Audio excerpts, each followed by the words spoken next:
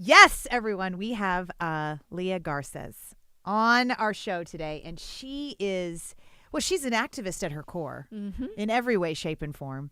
She's smart, strategic, most importantly, empathetic to every single being, even those humans who exploit animals. She once ran Compassion in World Farming, which is more of an animal welfare organization, and is now the president of Mercy for Animals. She leads a massive organized effort to end suffering by the way of animal agriculture. In her book, Grilled, which we both read before this interview, she goes really deep, and she turns activism on its head with this book that came out just last year.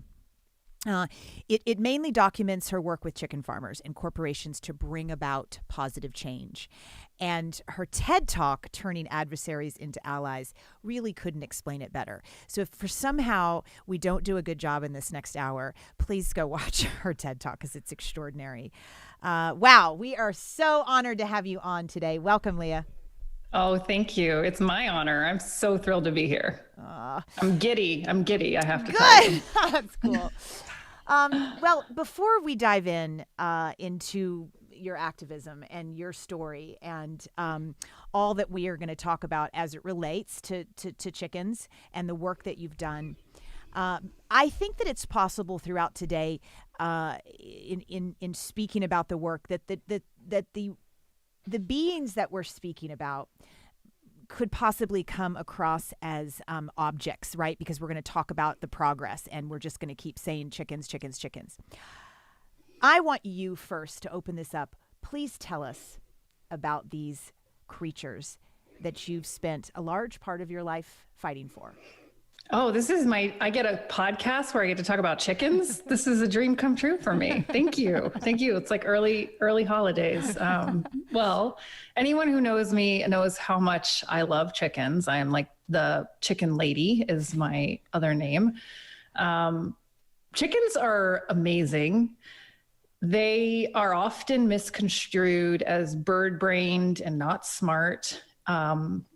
In my book, I talk about how my husband and I were upset because at some point we watched Moana, and the silly chicken in there is the one that walks off the boat and is the bird brain.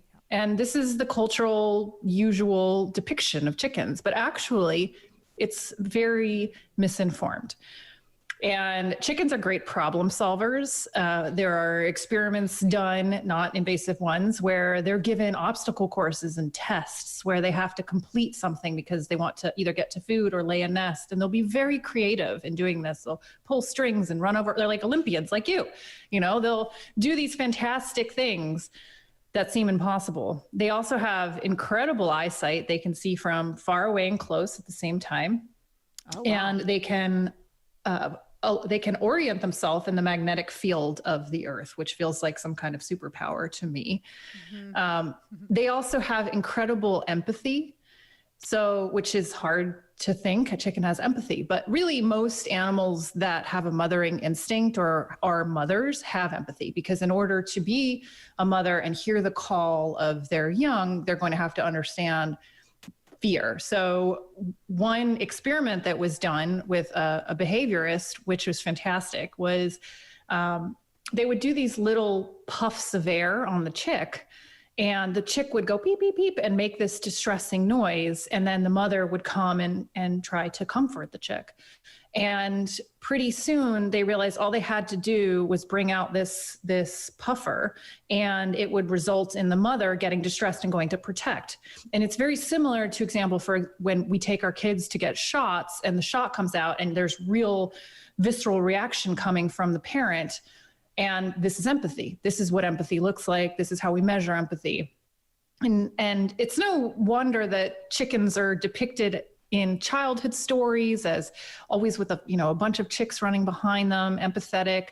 I think that the sad thing is people think they're not smart. I have a pet chicken. Her name is Henrietta. I adore her. And Henrietta, just this morning, for example, we were watching her and we thought, what is she doing? She's always knocking over her food.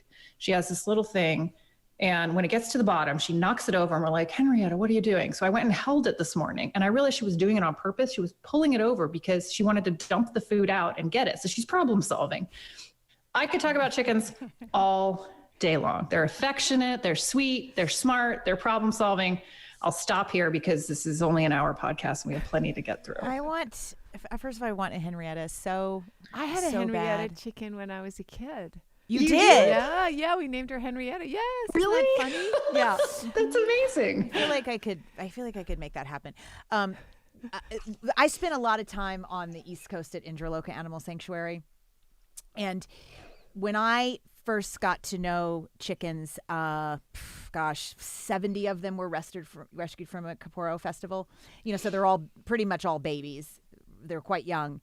And they come in and I said, okay, if you want to go hang out with them, you can go in where they all are, but you got to put the hazmat suit on because, they had to quarantine from the other animals at the sanctuary. So I go head to toe, hood, boots, the whole thing in my hazmat suit. And I just sit down in the corner. And there's 50 or 60 of them. It might have been more. And that was my first experience with the, just the amazing amount of the variety of personalities. Because, of course, they had lots of different personalities, but I just never really thought about it. I was like, I knew they were smart and empathetic and interesting and, could problem solve, but I just didn't think about all their different personalities. And because of what they'd been through, they had just gotten there. So they had very different feelings about me, a human. So some wouldn't come anywhere near me, right? Like they wouldn't even really come out of their shed to the open area where I was behind the wire. But some of them were extremely curious, but weren't going to get too close. But so they were just kind of like around, that whole crew. Then there was this very, I think, introverted crew that they wanted desperately to feel something and something good probably. But they just didn't quite have that outgoingness. And so they were kind of pecking and coming back, And then there was there were the extroverts. And I'm not an extrovert, so I know one when I see one. And there was maybe 6 of them that literally could not get close enough to me.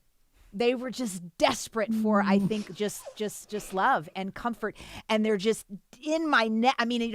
We hadn't even said, hello, nice to meet you. And they were just trying to almost get inside of me. They needed it so much. That sounds lovely. It was definitely a lovely experience. But they're just, I couldn't believe the variety of the personalities.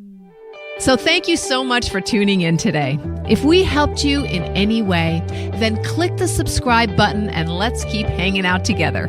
We have so much more to share with you. And if you need more information on actually making the switch for good, please visit us at switchforgood.org for loads of info. And you can subscribe to our mailing list where you will receive all sorts of super cool gifts, discount codes to our very fave dairy-free products, and a lifetime of powerful health tips. So join us on the journey to switch for good. This is the future.